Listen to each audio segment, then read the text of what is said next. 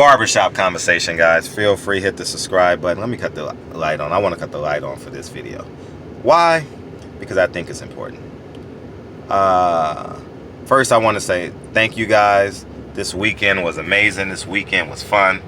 You guys are awesome. And I want to talk about something. Blue Blood brought this up. This was his thoughts, and I couldn't agree with him more when Blue Blood said this weekend. He said I can have the idea, but I'm not going to not give the man credit. You know, he said Errol Spence versus Terence Crawford. Assuming we get there. You know, assuming we get there. They have some roadblocks. One named Amir Khan, Errol Spence, has Keith Thurman and Sean Porter. Those fights won't be easy. Obviously, Vegas will have those Terence Crawford and Errol Spence favorites, but they still got to win, you know. And but assuming we get there, you know what? This is the fight that tantalizes the fans, right? It's our fight. You know, other ethnicities, Ward, Gotti, Camacho, Chavez, De La Hoya, Barrera. Who did he fight 3 times? Barrera, Morales, Vargas, De La Hoya. You know, and we can go on and on and on and down the line, you know. This is the first time in a long time where we've had 2 A-level fighters undefeated. Quite possibly could walk in the ring undefeated for all the marbles in the weight class. The winner, the 2 best fighters, possibly can walk out as the undisputed, undefeated, unified champion at 147 pounds. And either way, we win. You know, naturally, I'm closer to Errol Spence, not from a friendship basis, but just from a media perspective. I'm closer to Errol Spence because I've covered him longer. Not longer. I've actually covered Terence Crawford longer, but I've had more engagements with Errol Spence. You know, he's very accommodating when you're in his presence. You know, he avoids media at all costs. I heard him joking on Fox the other day when he said Fox even called him and he avoided them. So I know I ain't got a shot because every time I see him on his social medias, he's in LA. I always shoot him a text like if you have time, you know what I mean. And but he's obviously busy enough, and that's not his swag. So, and I honor and respect that. And but this fight got a chance to be special. And you know how they always say Mexican fans are the best fans in boxing. They're the backbone of boxing. I want Mexican fans to believe that. I'm not going to go on this channel and discredit them.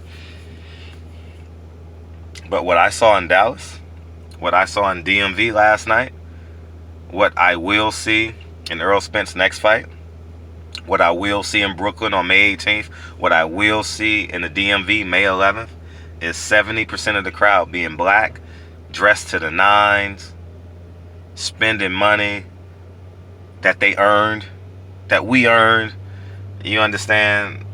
And it's going to be a beautiful sight to see. And I think that this fight will substantiate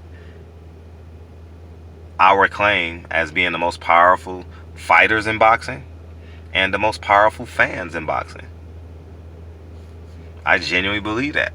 You know, for so long, black fight fans, sorry black fight fans, just sounds easier coming off the tongue again. We have been mauled over, you know, and I 100% believe, because I come from a family of uncles and older cousins, my mom's first cousins, which essentially are my uncles. I grew up watching boxing since I can remember, you know. I remember Mark Breland's name at the dinner table. You know what I mean? I'm from New York. I remember, you know, 1984. I always call Mark Breland Mr. 1984. You know, I remember those names. I didn't know who they were, obviously, but I just remember those type of. I remember Sugar Ray Leonard, you know, on Wide World of Sports. You know, I remember, you know, Jesse James Lehi on NBC. If you guys go back that far with boxing, Bone Crusher Smith on CBS or NBC. You guys remember those fights? Donald Curry on Wide World of Sports and NBC. You know, I remember all those fights in the early '80s. Like, it's just insane, right? And with that being said, I personally have been spending equity in boxing for over 30 years, man. 30 years I've been spending equity. And I say that to say is that there are so many more people's stories just like me, more powerful than me, have spent more time and more money than me. And I'm here to say that Terence Crawford, Errol Spence fight, imagine if that fight could be in Atlanta. Oh my gosh. Oh my God. Y'all think I don't get sleep now. And I honestly, when I cover fights, I don't sleep. I don't sleep. Y'all know I keep it funky 100. I work. I go out. I go to a play. I go to a show, and then I'm going to a strip club. I'm going out. I'm going dancing. I'm going whatever I'm doing. That shit is just a 24-hour. Like, it just keeps going and going and going. But if Errol Spence and Terence Crawford can make it to this point, they got problems now. They got work that they got unfinished business that they have to conquer. You know, Errol Spence told me in an interview in New York, I asked him which one would be his toughest fight. He said Sean Porter would be his toughest fight because he has an awkward style. You know, I need to pull back that interview. You know, if they sign the contract, I'll repost that. I'll repost that interview that we did in September about that. And man, what a day that would be. What a day that would be. I don't know when it's going to happen. This is just me speaking in reverence. I think Terence Crawford is a supreme talent. I know Terence Crawford is a supreme talent. I know Errol Spence is a supreme talent. Both them guys can box and brawl, box and punch and fight. They can do it all. They can, you know, they're special. And it's gonna be a hell of a night in Atlanta. I'm just speaking it into existence. Since Terence Crawford don't want to go to Dallas, maybe Jerry Jones can call the owner of the Atlanta Falcons and they can do some profit sharing and move that fight to Atlanta, and we can have a hell of an event. And I guarantee you we'll have 70,000 fans there. I guarantee you for that. Guaranteed. Every news network, everybody will be there.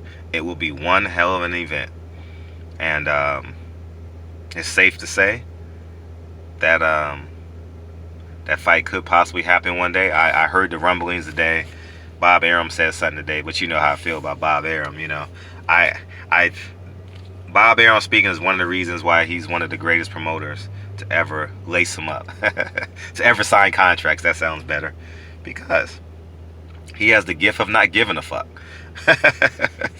That's a true gift, y'all. That's genuinely a true gift. So let's make this fight happen.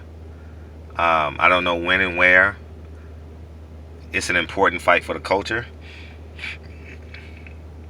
It's an important fight for our culture. It's a very important fight for boxing. And it's an event. It's a mega event. And they got to get there, though. You know, I don't know who Terence Crawford has to fight, but